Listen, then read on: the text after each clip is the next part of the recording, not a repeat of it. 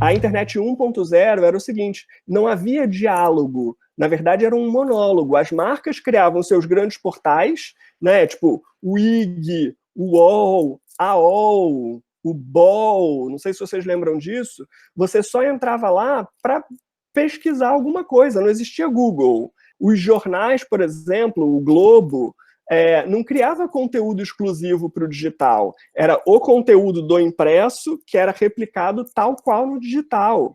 Então aquilo era 1.0 porque não havia um diálogo, era só um monólogo. Aí depois, acho que já no início dos anos 2000, 2003, alguma coisa, veio uma segunda temporada, que é a Web 2.0, quando começam a aparecer as primeiras redes sociais, o Orkut, não sei quem lembra disso daí, os velhos de novo vão lembrar, começa a haver uma mini interação entre as pessoas, mas dificilmente entre as marcas. Aí, quando veio a internet 3.0, não só a banda larga estava muito mais difundida, mas como os suportes tecnológicos também. Né? Já vieram os smartphones, já vieram os computadores mais avançados, os tablets, etc. E aí as marcas sentiram necessidade, justamente por o público exigir, mais conteúdo, mais informação sobre tudo.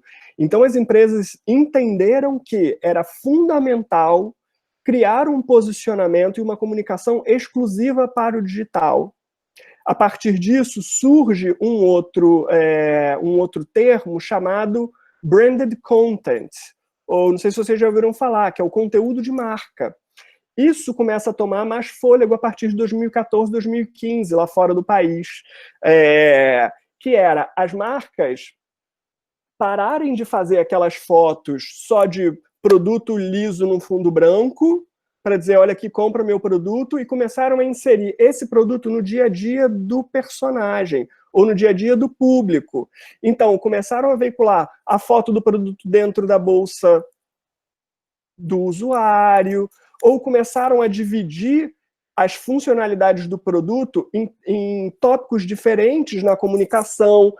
Por exemplo, se eu tenho um protetor solar que protege por mais horas, tem um fator alto de proteção, não sai na água e ainda serve para tirar o brilho da pele, eu tenho 4 informações importantes. Num comercial de TV, você tem que usar essas 4 informações em 30 segundos.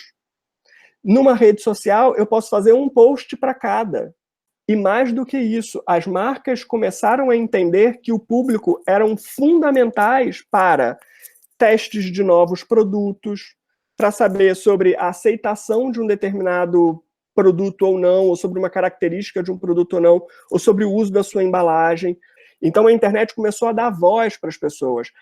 O nosso círculo social foi muito ampliado. Porque eu antes comprava um produto, gostava, eu falava para minha mãe, para o meu primo, para o meu irmão, para o meu amigo, e falava, ó, gostei disso daqui, compra que você vai gostar também. Agora não, eu estou aqui, mas a pessoa que está no Amapá pode ter gostado, e eu entrei na rede social e vi um comentário dela e falei, cara, legal esse produto, acho que eu vou gostar também. Aí surge uma outra história, que a gente chama de storytelling. Como é que eu conto a história de uma marca ou de um produto? Por exemplo, vou aqui chutar Mila como uma grande fazedora de picolés, né, que faz um picolé super cremoso. Quem estava aí desde cedo na reunião, na nossa conversa, descobriu isso. Vamos supor que essa receita a Mila pegou da bisavó dela, porque a bisavó dela morava numa fazenda e aí tinha muito leite e não conseguia gastar todo o leite. Então, para entreter as crianças, ela misturou alguma coisa no leite e aí inventou uma outra coisa que, sem querer, virou o picolé mais cremoso da história.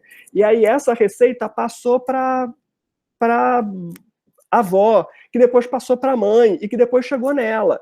Mas aí Mila, uma pessoa de negócio, uma pessoa atenta, resolveu usar essa história e criar novos sabores para transformar isso num comércio.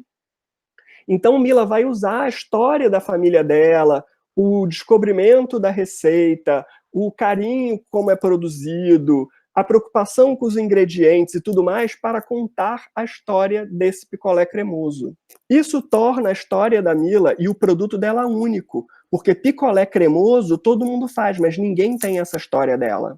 Só ela pode usar essa história. Então isso faz com que Mila se destaque dos outros picolés cremosos. O storytelling é contar a história dessa comunicação, contar a história desse produto, qual é o propósito dele, o que ele veio fazer aqui. Então, assim, não percam de vista nunca a importância de contar uma história bem contada.